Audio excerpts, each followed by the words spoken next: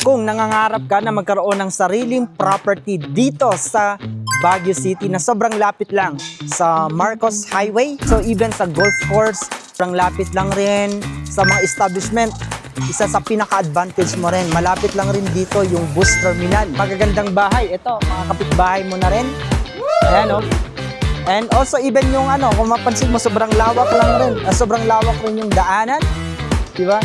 So hindi ka na mahirapan. At saka, kung mapansin mo rin dito, nakasemento na rin yung daan, di ba? So hindi ka na mahirapan pagpunta mo dito. So ito po yung lote natin.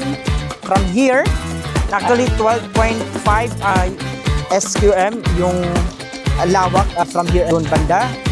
Ayun. So ito po yung lote. Ayun. And isa sa pinaka-advantage dito, naka-flat na siya.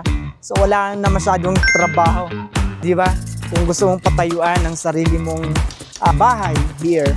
So yun nga lang, nag-iisa na lang ito ngayon. Kaya kung interesado ka na magkaroon ng sarili mong property dito sa Baguio City, na sobrang lapit lang sa mga establishment, even sa mga tourist spot, at even mga sasakyan dito, no, yung transportation, hindi ka na rin mahirapan.